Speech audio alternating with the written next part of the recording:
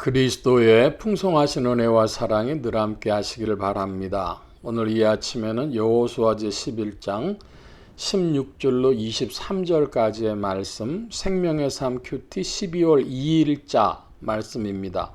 11장 16절입니다. 여호수아가 이같이 그 온 땅, 곧 산지와 온 네겝과 고센 온 땅과 평지와 아라바와 이스라엘 산지와 평지를 점령하였으니 곧 세일로 올라가는 한락산에서부터 헤르몬산 아래 레바논 골짜기에 바알가까지라. 그들의 왕들을 모두 잡아 죽였으며 여호수아가 그 왕들과 싸운 지가 오랫동안이라. 기브온 주민 히위 족속 외에는 이스라엘 자손과 화친한 성읍이 하나도 없고 이스라엘 자손이 싸워서 다 점령하였으니 그들의 마음이 완악하여 이스라엘을 대적하여 싸우러 온 것은 여호와께서 그리하신 것이라.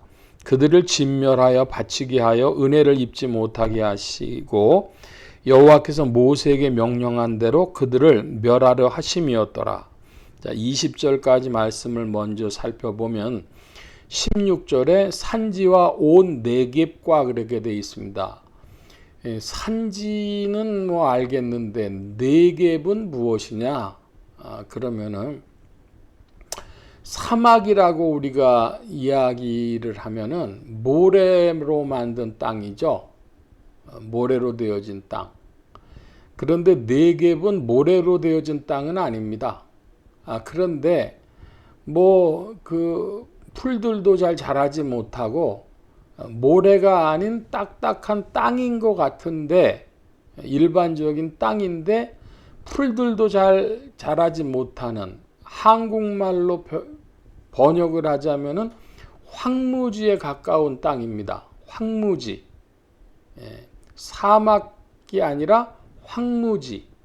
그래서 이것을 번역을 할 때 그냥 네겝이라고 번역되어 있는데 히브리어에도 네겝, 영어에도 네겝.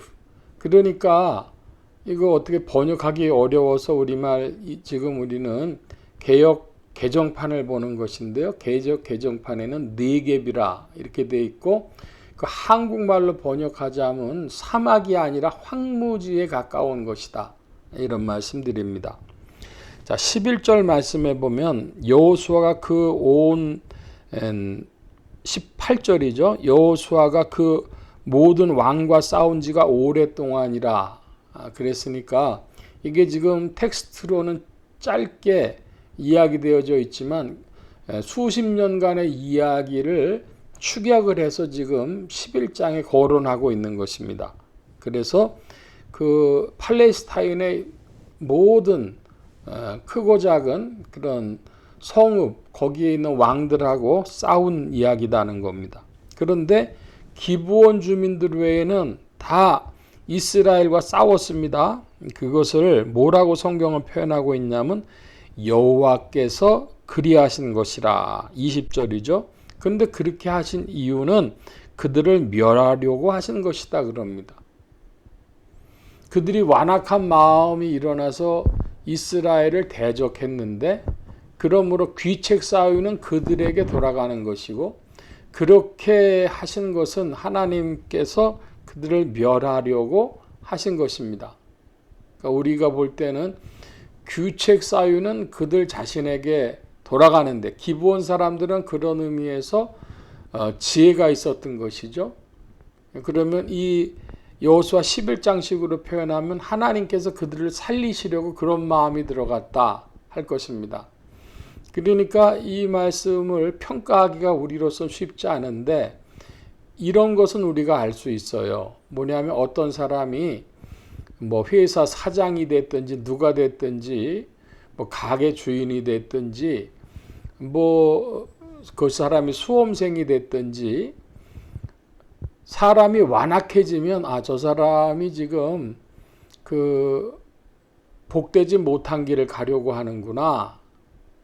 막 사람이 화를 내고 막 이제 하면은 난리를 치고 그러면은 저 사람이 별로 복된 길을 가려고 하지 않으려고 하는구나. 그런데 그것을 가만히 보면은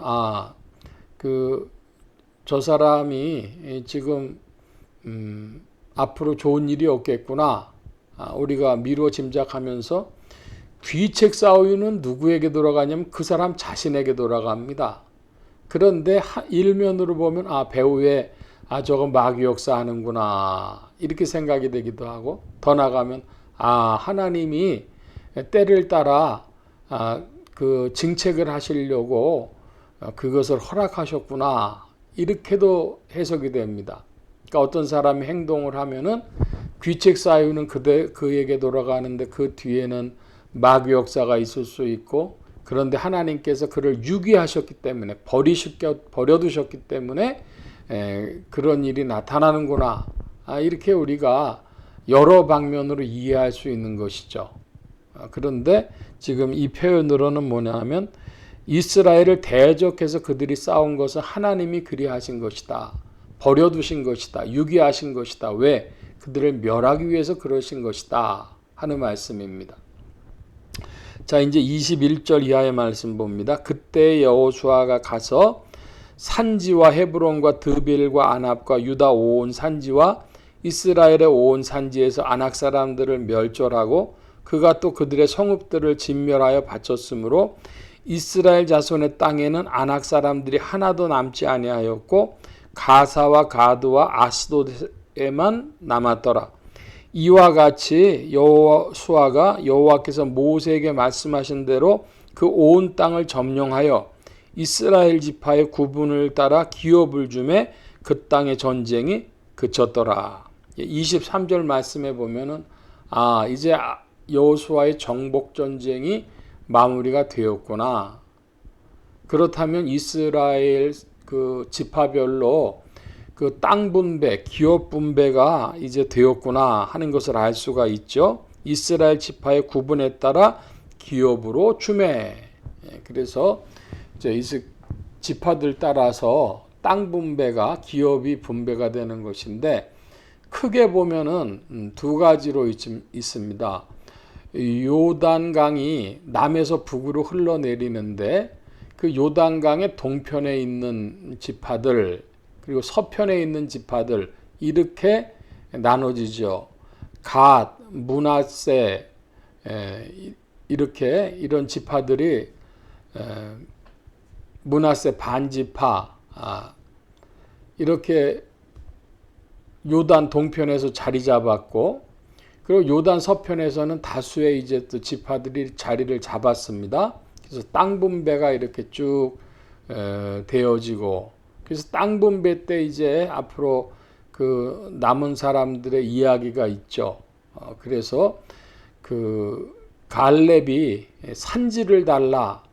누구나 다 평지 좋은 땅을 구하는데 갈렙이 그 산지를 달라고 하는 이야기가 이제 여호수아에 곧 나오게 되겠습니다. 그래서 이 여호수아 11장 16절로 24절은 긴 말씀이지만 긴 몇십 년의 이야기, 그 안에 많은 전투들이 있는 이야기지만은 그것을 크게 이야기하면서 그 정리하고 있는 본문이다. 우리가 이렇게 알 수가 있겠습니다. 오히려 이제 11장 이후에 또다시 그 전쟁의 이야기들을 더합니다. 그러니까 성경에 그 구성이 어떻게 되어 있나 하는 걸 살펴볼 때 우리가 어떤 글을 쓰면 두괄식, 미괄식 이런 말을 하죠. 그리고 특별히 현대인들은 쭉 종합적으로 결론이 나야 되기 때문에 그 맨 마지막에 결론이 있는 것에 익숙합니다. 그렇지만 두괄식이 있어요. 앞에다가 머릿말 쪽에다가 결론을 미리 딱 얘기를 하는 것이죠. 그러니까 여호수아는 11장에 벌써 승리했고 그 지파별로 땅 분배를 했다고 하는 그 결론을 미리 지금 이야기해주고 남은 그런 본문에 그런 전투들의 이야기를 더하게 되는 것입니다. 오늘 말씀 여기까지 봅니다. 기도합니다. 만복의 근원 되신 주님 함께해 주셔서 팔레스타인에 여러 왕들이 있었지만은 기브온 사람들 외에는 그들이 다 죽임을 당했습니다. 하나님께서 그렇게 하신 것인데 그들은 귀책 사유는 그들 자신들에게 돌아가는 것이고, 또 그렇게 된 이유를 한편으로 보면 은혜를 받지 못했기 때문에, 하나님께 유기당했기 때문에 그런 것을 봅니다. 아버지 하나님 함께해 주셔서 우리가 어떤 사물들을 이해할 때에 하나님께서 다 행하시는 일이요, 그러나 그 규칙 사유들은 그 당사자들에게 돌아가는 것을 잘 보며, 우리는 하나님께 은혜를 구하고 긍휼을 구하는 자들로 주님 앞으로 나아가는, 그리스도 예수 안에서 주의 은혜를 간절히 구하며 살아가는 발걸음들 되어야 할 것입니다. 주께서 도우셔서 성령 안에서 우리의 심령을 붙들어 주시고 주께 매인 자들로 주 안에 순종하고 충성하며 주의 은혜를 구하는 자들 더욱 되게 하여 주옵소서. 감사하며 의지하올 때 예수 그리스도의 이름으로 기도하옵나이다. 아멘.